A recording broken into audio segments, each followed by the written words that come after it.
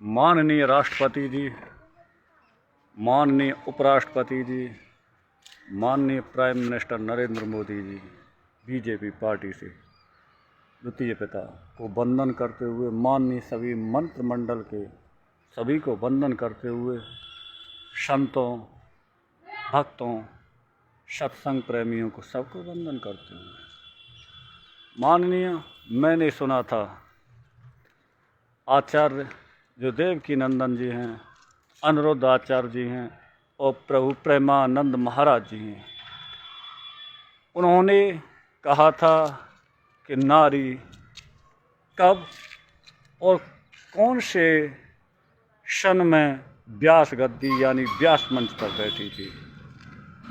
माननीय, जो मैं कहूँगा शास्त्रों से कहूँगा, शास्त्रों से अलग एक शब्द भी नहीं कहूँगा।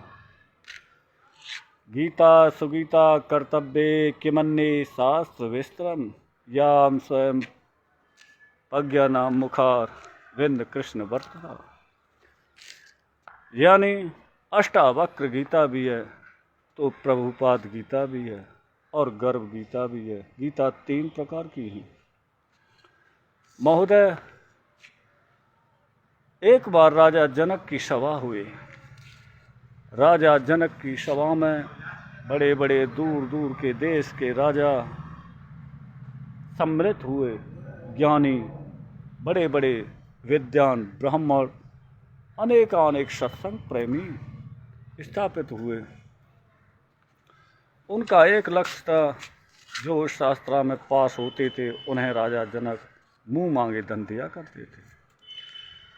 हे राजन, एक याज्ञवल्क नाम का कोई महापंडित ज्ञानी आया और उन्होंने राजा जनक की सभा के जितने आचार्य थे सबको ललकार दिया। बोला कि हे राजन परीक्षित, हे राजन जनक, तुम्हारी सभा में एक भी ऐसा आचार्य नहीं कि मुझे सामवेद, अर्थवेद, ऋग्वेद, यजुर्वेद, वेद पुराणों में हरा सके। वेदों की महत्ता सबसे बढ़कर होती है। हे राजन, 18 पुराण, 6 शास्त्र और ज्ञान, जो ज्ञान की वीडियों से मनुष्य सर्वस्व प्राप्त कर सकता है, मुझे इनसे शास्त्रार्थ करो। राजन याज्ञवल्क्य जी का शास्त्रार्थ सभी संतों कथावाचकों से हुआ, लेकिन याज्ञवल्क्य के सामने सब हारे गए। बोलो गोविंद भगवान की जय। तब याज्ञवल्क्य जी ने आदेश किया, हे मेरे शिष्यों, जाओ इन सारी गायों को खोल के ले चलो। जब शास्त्रों में हारे गए तो सभी के राजा जनक के दरबार में बैठे हुए आचार्य, जो पाखंड की आड़ में, धर्म की आड़ में धंधा करने वाले थे, सबके आंखों नीचे गिर गई। राजा जनक ने कहा, अरे पाखंडवादों, अरे धूर्तों, अरे मिथ्याचारियों, अरे पाखंडियों, लंपटों, तुमने राजा जनक को अपने फांसों में फांस कर अब तक मूर्ख बनाए रखा और अकेले याज्ञवल्क्य ने तुम्हें सभी को हराया है। उसी समय पर ध्यान देने की बात है, माननीय प्रभुकांत, प्रियाकांत महाराज जी, देवकी नंदन जी, ध्यान से सुनना। वहाँ गारवी नाम की साध्वी थी।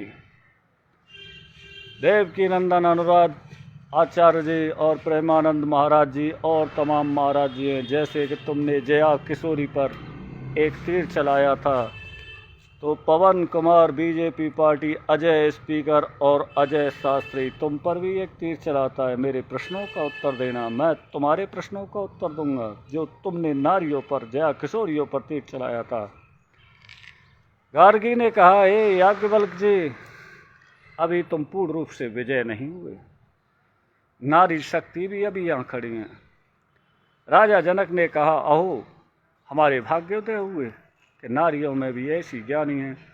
जिस याज्ञवल्क्य ने समस्त ज्ञानियों को हरा दिया और उसने उसे ललकारा। उसी समय मान्यवर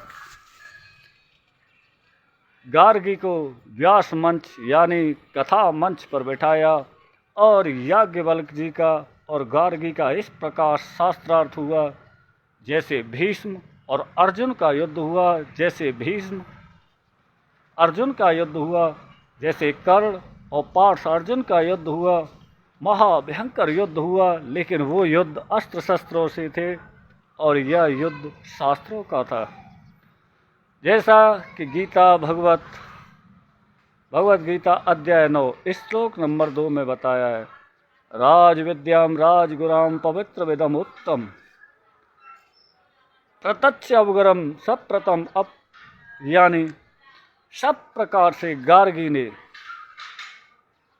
याज्ञवल्क्य जी को हराया। और याज्ञवल्क्य जी ने वही घोषणा की। याज्ञवल्क्य जी से पूछा, क्या नारी कलयुग में व्यास मंच पर बैठ सकती हैं? तो वहाँ सनातन सनंदन सनत कुमार ने कहा, जब इस त्रेता युग में व्यास गद्दी पर नारी बैठी हैं तो भला द्वापर में और कलयुग में कौन रोकेगा?